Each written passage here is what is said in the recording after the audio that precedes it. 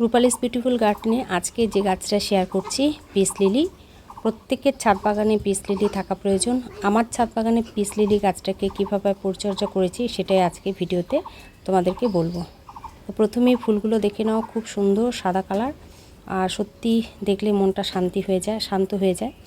তো চলো, গাছটা একটা নার্সারি থেকে ছোট চারা নিয়ে এসেছিলাম, এনে ওয়েলডেনযুক্ত মাটিতে বসিয়েছিলাম। এখনও পর্যন্ত যে টবে গাছটা বসিয়েছি সে টবেই গাছটা এখনও পর্যন্ত আছে।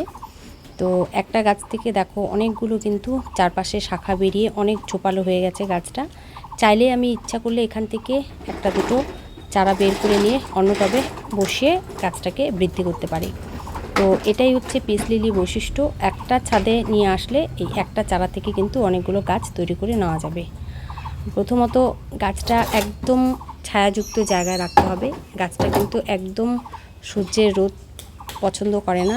রোদে বা সেমি শেডেও যদি রাখা যায় তাহলেও আমি দেখেছি গাছের পাতাগুলো পুড়ে যাবে। তো গাছটা একদম ছায়াযুক্ত জায়গায় রাখতে হবে, যেখানে খুব কম আলো পড়ে। তো এরকম সেমি জায়গায় আমি গাছটাকে রেখেছি, আর ওয়েলডেনযুক্ত মাটি তৈরি করে বসিয়েছি। তো প্রতি বছর কম বেশি প্রচুর ফুল দেয়। এবছরও প্রচুর এখনও পর্যন্ত ফুল দিয়েছে। এখনও অনেকগুলো ফুল ফোটা বাকি আছে, কুড়ি অবস্থাতেই আছে। আর মাটি তো দেখছোই, ওয়েলডেনযুক্ত মাটিতে যাতে জল না জমে সেটা অবশ্যই খেয়াল রাখতে হবে।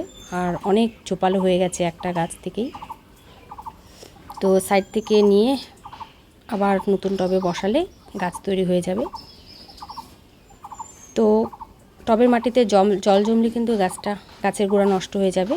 তাই নিয়মিত পরিমাণে জল দিতে হবে আর ছায়াযুক্ত জায়গায় রাখতে হবে। ব্যাস, এভাবে পরিচর্যা করলেই এই পিস লিলি গাছ আমরা অনেক দিন ছাদ বাগানে রাখতে পারবো, আর এই গাছ থেকে প্রচুর ফুল পাবো। খাবার, শস্যের খোল ভেজা পাতলা জল এতটুকুই মাঝে মাঝে শুধু দিয়ে গেছি, আর মাঝে মাঝে কিচেন ওয়েস্ট থেকে তৈরি লিকুইড খাবার।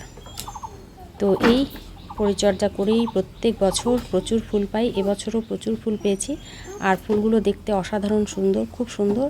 আর সবথেকে বড় কথা, ফুলগুলো অনেক দিন পর্যন্ত থাকে। এই ফুলগুলো অনেক দিন পর্যন্ত থাকবে, তারপর আস্তে আস্তে ফুলটা নষ্ট হবে। তো অনেক ফুল এখনও ফুটে আছে, আর প্রচুর কুড়ি আছে। সাইড থেকে আবার কুড়ি বের হচ্ছে, আশা করছি আরও ফুল পাবো। তো চলো, এইভাবেই পরিচর্যা করেছি আমি সারা বছর এই পিস লিলি। তো তোমাদের কাছে শেয়ার করলাম। ভিডিওটা ভালো লাগলে লাইক করে দিও, আমার চ্যানেলটাকে সাবস্ক্রাইব করে দিও।